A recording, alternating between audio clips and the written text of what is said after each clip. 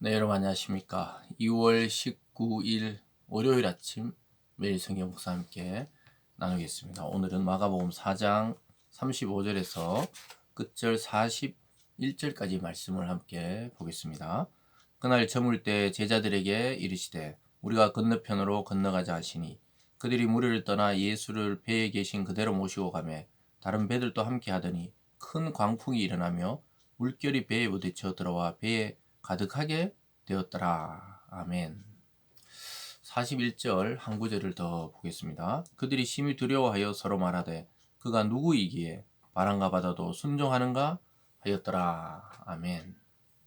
오늘 본문의 내용을 중심으로 그가 누구이기에 바람과 바다도 순종하는가, 그가 누구이기에 바람과 바다도 순종하는가 라는 제목으로 말씀을 증거하겠습니다. 오늘 아주 놀라운 기적의 현장을 주님께서 보여주시고 있습니다. 주님께서 배를 타고 가시다가 큰 바람과 광풍, 즉 여기서 광풍, 미친 듯이 바람이 분다는 것이죠.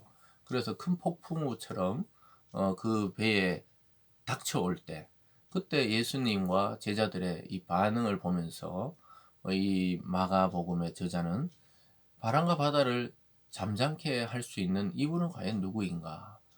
이 초기에 우리가 앞에서도 예수는 과연 누구인가? 귀신의 왕이 그를 조종하는가? 아니면 그가 하나님의 아들인가? 이런 논쟁이 있었는데 오늘은 제자들이 예수님을 따라다녔지만 오늘 이 장면을 통해 과연 만물을 통치하시고 주장하시고 또 그것들을 순종케 하시는 이분은 과연 누구인가? 이러한 의무를 갖는 것이죠. 그래서 자기들과 똑같은 육체와 또 오늘 옆에서 보면 피곤해서 잠들어 있는 이 예수, 그가 그냥 단순히 육신을 가진 인간이 아니라는 사실을 점점 깨닫게 되는 것을 보게 됩니다. 여러분과 저는 과연 예수님을 누구라 생각하시는지 우리는 좀 생각할 필요가 있습니다. 우리가 항상 예수님과 동행한다. 또 주님이 나의 주님이시고 또 우리는 하나님의 자녀고 우리를 대신해서 예수님이 돌아가셨다. 이렇게 지식적으로 또 믿음을 고백하지만 정말 내 삶의 광풍이 닥쳤을 때 그 현장에 주님이 나와 지금도 함께 하시는 것을 믿는가? 이것이 굉장히 중요한 우리가 질문이 되어야 합니다. 저와 여러분의 인생에서 예수는 과연 누구신가를 한번 생각해 볼 수 있기를 바랍니다. 오늘 배경은 사람들이 너무 많아서 이제 무리를 떠나서 배를 타고 건너편으로 가시려고 하는 거예요. 35절 끝에 우리가 저편으로 건너가자 하시니 그들이 무리를 떠나 예수를 배에 계신 그대로 모시고 가매 다른 배들도 함께 하더니 큰 광풍이 일어나며 물결이 배에 부딪혀 들어와 배에 가득하더라. 큰 광풍이 일어나서 막 파도가 너무 치니까 막 이 배 속에까지 막 물이 들어오고 있었어요. 이럴 때 예수님은 어떻게 하고 계셨냐? 38절에 보면 예수께서는 고물에서 베개를 베고 주무시더니 제자들이 깨우며 이르되 선생이 우리가 죽게 된 것을 돌보지 아니하시나이까. 예수님은 그 미친 광풍이 불어오는 그 뱃머리에 고단해서 그러신지 베개에 머리를 대고 깨지를 않으시는 거예요. 그러니까 진짜 고단하기도 하셨죠. 수많은 병자와 귀신 들린 자를 치유하시고 또 수많은 사람들 속에서 이제 잠시 뱃머리에 머리를 대고 좀 쉬어가는, 그런데 바람이 일어도 전혀 요동치 않고 주무셨다. 그 정도로 피곤하셔서 막 제자들이 막 깨우는 거예요. 우리가 죽게 생겼다는 거예요. 근데 예수님은 이 광풍 때문에 죽거나 자연의 어떤 재해 때문에 죽으실 분이 아니라는 사실을 예수님 스스로는 알고 계시죠.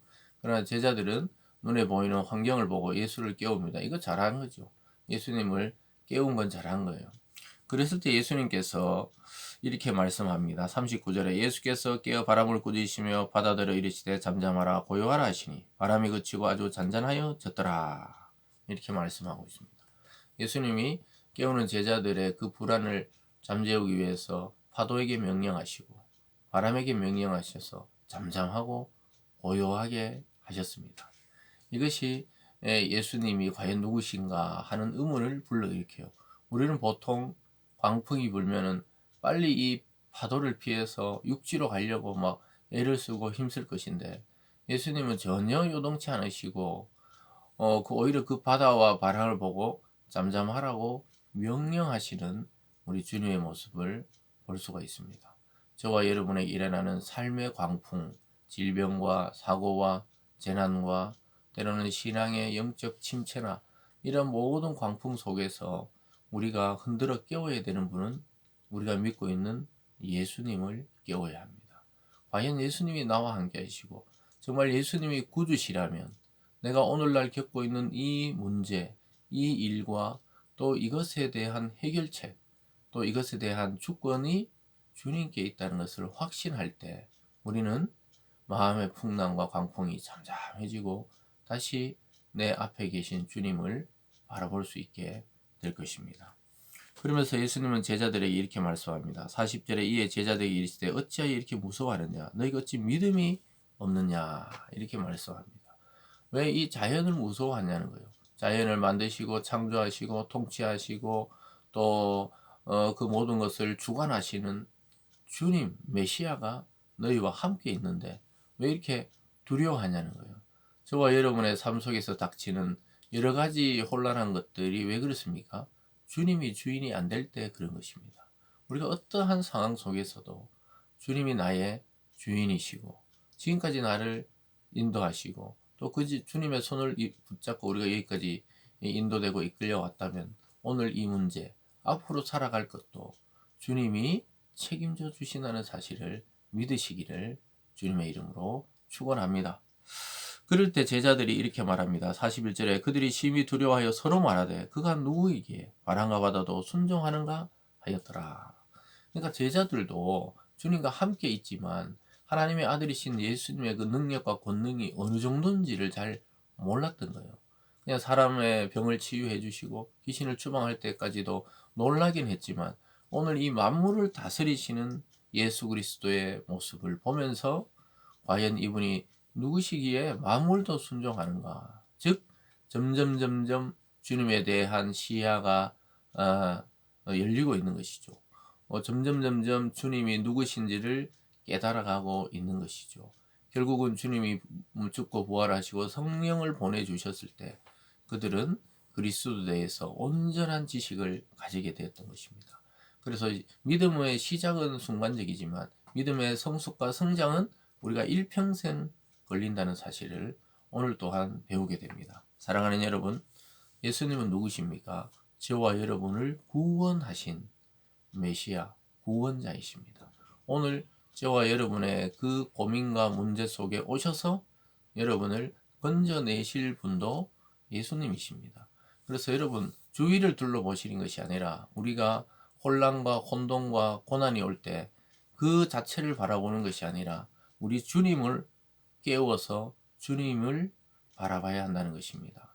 그래서 오늘 제자들이 이 어려운 중에도 잘한 것은 주님을 깨운 거예요. 그래도 믿음이 없느냐 야단을 맞아도 깨우는 것입니다. 우리 속에 잠들어 있는 예수, 우리 삶의 주인이 되지 않고 자꾸 주변부로 예수님을 몰아내는 그러한 우를 범하지 마시고 예수님은 우리 삶 속에 중심에 두시고 또 우리의 삶의 광풍을 다스리시는 예수님을 끝까지 신뢰하시면서 오늘 또 이 파도치는 광풍이 있는 세상 속에서도 잠잠히 주님 안에서 평안을 누리는 저와 여러분이 되시길 바랍니다. 기도하겠습니다.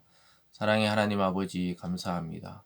예수님을 우리 속에 보내주시고 우리 성도님 각자의 마음 속에 주님을 보내주심에 감사드립니다.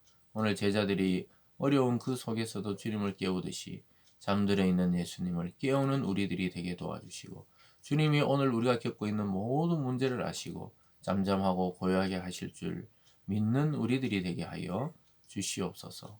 감사드리며 예수님 이름으로 기도드리옵나이다. 아멘.